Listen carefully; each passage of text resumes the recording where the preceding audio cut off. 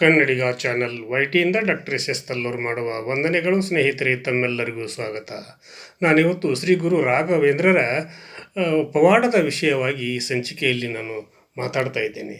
ಯಾಕಂದರೆ ಶ್ರೀ ಗುರು ರಾಘವೇಂದ್ರ ಪವಾಡಗಳೇ ನಿಜಕ್ಕೂ ಕೂಡ ಜೀವನಕ್ಕೆ, ಪ್ರತಿಯೊಬ್ಬರ ಜೀವನಕ್ಕೆ ಆಧಾರವಾಗುವಂಥವು, ಜೀವನವನ್ನು ಸದೃಢಗೊಳಿಸುವಂಥ ಪವಾಡಗಳೇ. ಯಾವಾಗಲೂ ಕೂಡ ಅವು ತಮ್ಮ ಒಂದು ದೇವರ ಪವಾಡದಿಂದ ಜೀವನ್ ಮುಕ್ತಿ ಹಾಗೂ ಜೀವನದಲ್ಲಿ ಸಾಧನೆಗೈದಿರ್ತಕ್ಕಂಥ ಲಕ್ಷಾಂತರ ಜನ ಭಕ್ತರ ಒಂದು ಬಾಳಿಗೆ ದಾರಿದೀಪವಾಗಿರ್ತಕ್ಕಂಥ ಶ್ರೀ ಗುರು ರಾಘವೇಂದ್ರ ಸ್ವಾಮಿಗಳನ್ನು ಯಾರೂ ಕೂಡ ಅವರ ಒಂದು ಇರುವಿಕೆಯನ್ನು ಹಾಗೂ ಅವರ ಒಂದು ತತ್ವ ಹಾಗೂ ಅವರ ಒಂದು ವಿಚಾರಗಳನ್ನು ಅಲ್ಲಗಳೆಯಲಿಕ್ಕೆ ಸಾಧ್ಯವೇ ಇಲ್ಲ ಅನ್ನುವಂಥ ಪವಾಡಗಳನ್ನು ಸೃಷ್ಟಿ ಮಾಡ್ತಾ ಇದ್ದಾರೆ ಕೂಡ.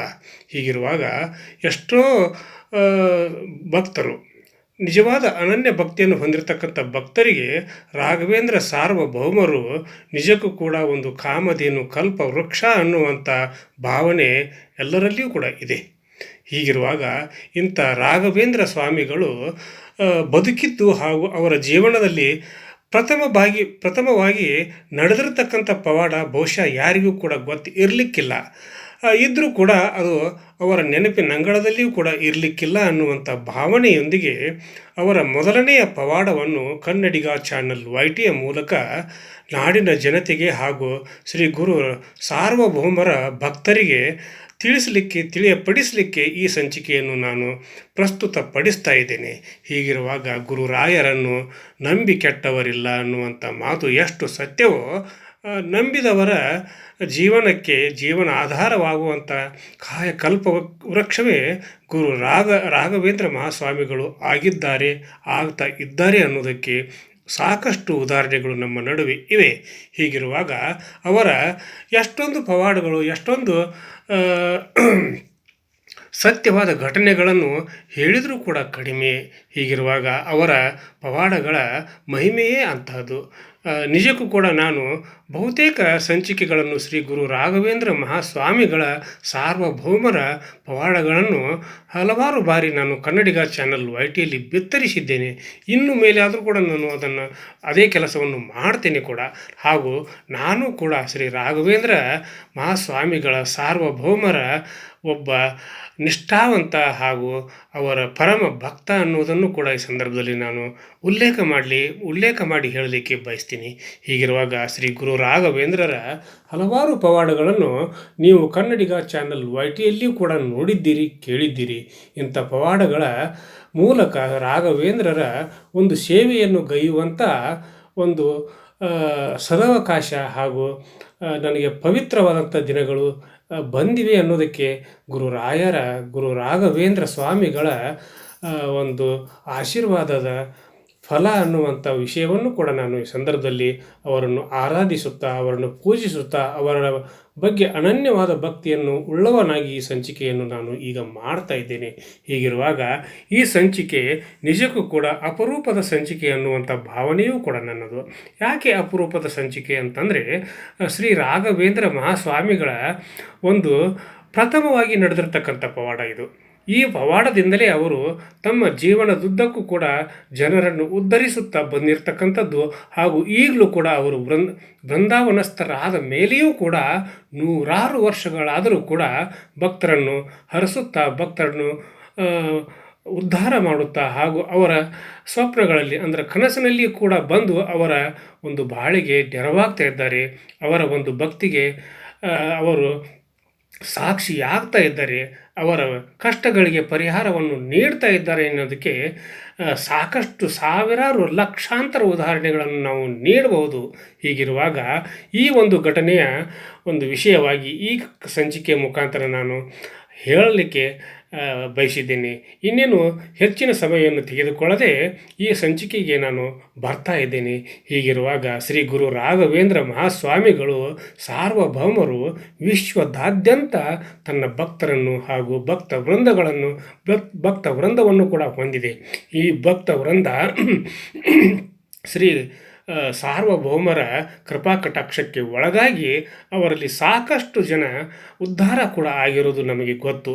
ಇಂಥ ಉದ್ಧಾರ ಆಗಿರ್ತಕ್ಕಂಥವರಲ್ಲಿ ನನಗೆ ಕೂಡ ಕೆಲವೊಬ್ಬರು ಫೋನ್ ಮುಖಾಂತರ ಸಂಪರ್ಕ ಮಾಡಿ ಅವರ ಕಷ್ಟ ಕಾರ್ಪಣ್ಯಗಳನ್ನು ಹೇಳ್ಕೊಳ್ತಾರೆ. ಆಗ ನಾನು ಅವರಿಗೆ ಹೇಳ್ತೀನಿ, ಇಲ್ಲ ನೀವು ತುಪ್ಪದ ದೀಪವನ್ನು ಹಚ್ಚಿರಿ, ದೇವರಿಗೆ ಈ ರೀತಿಯಾಗಿ ನೀವು ಪೂಜೆ ಪುನಸ್ಕಾರಗಳನ್ನು ಮಾಡಿರಿ, ನಿಮ್ಮ ಅಚಲವಾದ ಭಕ್ತಿ ಹಾಗೂ ನಿಮ್ಮ ನಂಬಿಕೆಯನ್ನು ರಾಯರ ಮೇಲೆ ಈಡ್ರಿ, ನಿಮಗೆ ಒಳ್ಳೆಯದಾಗುತ್ತೆ ಎನ್ನುವಂಥ ಮಾತುಗಳನ್ನು ಕೂಡ ಹಲವಾರು ಸಂದರ್ಭಗಳಲ್ಲಿ ನಾನು ಅವರಿಗೆ ತಿಳಿಸಿದ್ದೇನೆ ಕೂಡ. ಹೀಗಿರುವಾಗ ಪ್ರತಿಯೊಬ್ಬ ಭಕ್ತರು ಕೂಡ ಶ್ರೀ ರಾಘವೇಂದ್ರ ಮಹಾಸ್ವಾಮಿಗಳ ಒಂದು ಆಶೀರ್ವಾದಕ್ಕೆ ಕೃಪೆಗೆ ಪಾತ್ರರಾಗ್ತಾ ಇದ್ದಾರೆ ಅನ್ನೋದಕ್ಕೆ ಸಾಕ್ಷಿಯನ್ನಾಗಿ ಕೂಡ ನಾನು ಸಾಕಷ್ಟು ಜನರ ಹೆಸರನ್ನು ಕೂಡ ಉಲ್ಲೇಖ ಮಾಡಬಹುದು. ಆದರೆ ಆ ಒಂದು ವಿಚಾರಗಳನ್ನು ಕೂಡ ಮುಂದಿನ ಸಂಚಿಕೆಗಳಲ್ಲಿ ನಾನು ಮಾಡ್ತೀನಿ. ಹೀಗಿರುವಾಗ ಶ್ರೀ ಗುರು ರಾಘವೇಂದ್ರರ ನಿಜಕ್ಕೂ ಕೂಡ ಅವರು ತುಂಬ ಬಡತನದಲ್ಲಿಯೇ ಬೆಳೆದ್ರು ಅಂತಲೇ ಹೇಳ್ಬೋದು. ಕಿತ್ತು ತಿನ್ನುವ ಬಡತನ ಅಂತಂದರೆ ಒಂದು ಹೊತ್ತು ಊಟ ಮಾಡಿದರೆ ಮತ್ತೊಂದು ಹೊತ್ತು ಊಟ ಮಾಡಲಿಕ್ಕೆ ಅವರ ಮನೆಯಲ್ಲಿ ಅನ್ನವೂ ಕೂಡ ಇರ್ತಿದ್ದಿಲ್ಲ ಅಂಥ ಒಂದು ಪರಿಸ್ಥಿತಿ ಆ ಒಂದು ಸಮಯದಲ್ಲಿ ಅವರಿಗೆ ಇತ್ತು. ಹೀಗಿರುವಾಗ ಯಾವುದಾದ್ರೂ ಒಂದು ಸಭೆ ಸಮಾರಂಭಗಳಿಗೆ ಹಾಗೂ ಮದುವೆ ಮುಂಜಿವೆಗಳು ನಡೆದಂಥ ಸಂದರ್ಭದಲ್ಲಿ ಅಲ್ಲಿ ಇದ್ದಂಥ ಭಕ್ತರು ಅಂದರೆ ಮೊದಲೇನು ಭಕ್ತರಲ್ಲ, ಅವರು ಶ್ರೀಮಂತರು ಇವರನ್ನು ಆಹ್ವಾನಿಸ್ತಿದ್ರು ಅಂದರೆ ಯಾವುದಾದ್ರೂ ಒಂದು ಕೆಲಸವನ್ನು ನಿರ್ವಹಣೆ ಮಾಡಲಿ ಅನ್ನುವಂಥ ಉದ್ದೇಶದಿಂದ ಶ್ರೀ ಗುರು ರಾಘವೇಂದ್ರರನ್ನು ಆಹ್ವಾನ ಮಾಡ್ತಾಯಿದ್ರು. ಆವಾಗ ಅಲ್ಲಿ ಹೋಗಿ ಅವರು ಹೇಳಿದಂಥ ಕೆಲಸ ಕಾರ್ಯಗಳನ್ನು ಇವರು ನಿರ್ವಹಿಸ್ತಾಯಿದ್ರು. ಹೀಗಿರುವಾಗ ಒಂದು ದಿವಸ ಶ್ರೀ ರಾಘವೇಂದ್ರ ಮಹಾಸ್ವಾಮಿಗಳು ಮನೆಯಲ್ಲಿ ಕುಳಿತಿದ್ದಾಗ ಒಂದು ಸಮಾರಂಭಕ್ಕೆ ಇವರನ್ನು ಕರೆದ ಅವರು ಒಂದು ಕೆಲಸವನ್ನು ಕೂಡ ಇವರಿಗೆ ಹಚ್ಚಿದರು. ಗಂಧವನ್ನು ತೇಯುವಂಥ ಒಂದು ಕೆಲಸ. ಆ ಗಂಧವನ್ನು ತೇಯುವಂಥ ಕೆಲಸದಲ್ಲಿ ಶ್ರೀ ಗುರು ರಾಘವೇಂದ್ರ ಮಹಾಸ್ವಾಮಿಗಳು ತಲ್ಲೀನರಾದರು. ಹಾಗೂ ಗಂಧವನ್ನು ಕೂಡ ತೆಗೆದು ಅದನ್ನು ಅವರಿಗೆ ಕೊಟ್ಟರು. ಅದರ ಶ್ರೀಮಂತ ಯಾರು ಕರೆದಿದ್ರಲ್ಲ ಅವರ ಮನೆಯವರಿಗೆ ಕೊಟ್ಟಾಗ ಆ ಮನೆಯವರು ಅದನ್ನು ಮೈತುಂಬ ಲೇಪನ ಮಾಡಿಕೊಂಡು ಅವರು ಕುಳಿತಿರುವಾಗ ಒಮ್ಮೆಲೆ ಅವರಿಗೆ ಮೈ ಉರಿಲಿಕ್ಕೆ ಪ್ರಾರಂಭವಾಯಿತು. ಬೆಂಕಿ ಅಂತ ಉರಿಯೋದು, ಮೈ ಸುಡ್ತಾ ಇರ್ತತ್ತಲ್ಲ ಬೆಂಕಿಗೆ, ಆ ರೀತಿಯಂಥ ಒಂದು ಉರಿ. ಇಂಥ ಭಯಂಕರ ಉರಿಯಿಂದ ಪ್ರತಿಯೊಬ್ಬರು ಕೂಡ ಆ ಲೇಪನವನ್ನು ಮಾಡಿಕೊಂಡಂಥವರು, ಆ ಗಂಧವನ್ನು ರಾಯರು ತೆಗೆದುಕೊಟ್ಟಂಥ ಗಂಧವನ್ನು ಲೇಪನ ಮಾಡಿಕೊಂಡಂಥವರು, ಹಚ್ಚಿಕೊಂಡಂಥ ಪ್ರತಿಯೊಬ್ಬರ ಮೈಯೂ ಕೂಡ ಉರಿಲಿಕ್ಕೆ ಪ್ರಾರಂಭವಾಯಿತು. ಉರಿ ಎನ್ನುವಂಥ ಒಂದು ಸಂಕಟದಿಂದ ಅವರು ಚೀರಾಡಲಿಕ್ಕೆ, ಕೂಗಾಡಲಿಕ್ಕೆ ಹಾಗೂ ಅಳಲಿಕ್ಕೆ ಕೂಡ ಪ್ರಾರಂಭ ಮಾಡಿದರು. ಹಾಗಿರುವಾಗ ಅಲ್ಲಿ ಇದ್ದಂಥ ಅವರೊಬ್ಬರು ಎಷ್ಟೇ ಪ್ರಯತ್ನ ಮಾಡಿದರೂ ಕೂಡ, ಎಷ್ಟೇ ಉಪಚಾರ ಮಾಡಿದರೂ ಕೂಡ ಅವರಿಗೆ ಉರಿ ಕಡಿಮೆ ಆಗಲಿಲ್ಲ. ಈ ವಿಷಯ ಶ್ರೀ ಗುರು ರಾಘವೇಂದ್ರ ಮಹಾಸ್ವಾಮಿಗಳಿಗೆ ಗೊತ್ತಾದಾಗ ಅವರು ಮಂತ್ರಗಳನ್ನು ಪಠಿಸಲಿಕ್ಕೆ ಪ್ರಾರಂಭ ಮಾಡಿದರು. ಅದು ಉಪಶಮನ ಮಂತ್ರ. ಆ ಉಪಶಮನ ಮಂತ್ರವನ್ನು ಪಠಿಸುವ ಸಂದರ್ಭದಲ್ಲಿ ಅವರು ಯಾವ ರೀತಿ ಯಾವಾಗ ಪಠಿಸಿದ್ರೋ ಆ ಸಂದರ್ಭದಿಂದ ಅವರು ಪಠನೆ ಮುಗಿಯುವ ಅಷ್ಟರಲ್ಲಿ ಆ ಲೇಪನವನ್ನು ಮಾಡಿಕೊಂಡಿರ್ತಕ್ಕಂಥ ಪ್ರತಿಯೊಬ್ಬರ ಮೈ ಉರಿ ಕಡಿಮೆ ಆಯಿತು. ಹೀಗಿರುವಾಗ ಈ ಅಚ್ಚರಿಯಿಂದ ಅವರೆಲ್ಲರೂ ಕೂಡ ಶ್ರೀ ರಾಘವೇಂದ್ರ ಸ್ವಾಮಿಗಳ ಒಂದು ಪಾದಕ್ಕೆ ಎರಗಿದರು. ಹಾಗೂ ಅವರ ಅನುಯಾಯಿಗಳು ಕೂಡ ಆದರು ಅನ್ನುವಂಥ ಮಾತುಗಳನ್ನು ನಾವು ಕೇಳಿದ್ದೇವೆ. ಹೀಗಿರುವಾಗ ಶ್ರೀ ಗುರು ರಾಘವೇಂದ್ರ ಮಹಾಸ್ವಾಮಿಗಳಿಗೆ ತಮ್ಮ ನಾಲಿಗೆಯಿಂದಲೇ ಬಂದಂಥ ಈ ಒಂದು ಉಪಶಮನ ಮಂತ್ರವನ್ನು ಜಪಿಸಿದ್ದು ಅವರಿಗೂ ಕೂಡ ಅರಿವಿಗೆ ಬರಲಿಲ್ಲ. ಹಾಗಿರುವಾಗ ಅವರ ಮೊದಲನೆಯ ಪವಾಡ ಇದು.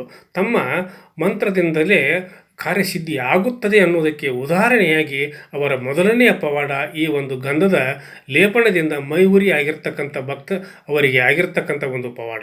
ಇದು ಶ್ರೀ ರಾಘವೇಂದ್ರ ಮಹಾಸ್ವಾಮಿಗಳ ಪ್ರಥಮ ಪವಾಡ. ಈ ಪವಾಡಗಳ ಮೂಲಕ ಅವರು ಜಗಜ್ಜನನೀಯರಾದರು. ಹಾಗೂ ಅವರ ಪವಾಡಗಳು ಕೂಡ ಈಗಲೂ ಕೂಡ ನಡೀತಾ ಇವೆ.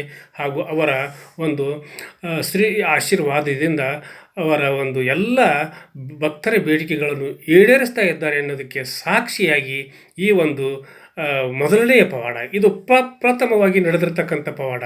ಈ ಪವಾಡವನ್ನು ಕೇಳಿರ್ತಕ್ಕಂಥ ಪ್ರತಿಯೊಬ್ಬರಿಗೂ ಕೂಡ ಒಳ್ಳೆಯದಾಗಲಿ, ಅವರ ಬಾಳಿಗೆ ಬಂಗಾರವಾದಂಥ ಜೀವನ ಸಿಗಲಿ ಅನ್ನುವಂಥ ಹಾರೈಕೆಯೊಂದಿಗೆ ಇವತ್ತಿನ ಸಂಚಿಕೆಯನ್ನು ಮುಗಿಸುವುದಕ್ಕಿಂತ ಪೂರ್ವದಲ್ಲಿ ಕನ್ನಡಿಗ ಚಾನಲ್ YT ಇದು ನಿಮ್ಮೆಲ್ಲರ ಚಾನಲ್ಲು, ಸಮಸ್ತ ಕನ್ನಡಿಗರ ಚಾನಲ್ಲು, ಕನ್ನಡಿಗ ಚಾನಲ್ YTಗೆ ಇಲ್ಲಿವರೆಗೆ ಯಾರು ಸಬ್ಸ್ಕ್ರೈಬ್ ಮಾಡಿಲ್ವೋ ಪ್ರತಿಯೊಬ್ಬರು ಕೂಡ ಸಬ್ಸ್ಕ್ರೈಬ್ ಮಾಡಿರಿ, ಶೇರ್ ಮಾಡಿರಿ, ಲೈಕ್ ಮಾಡಿರಿ.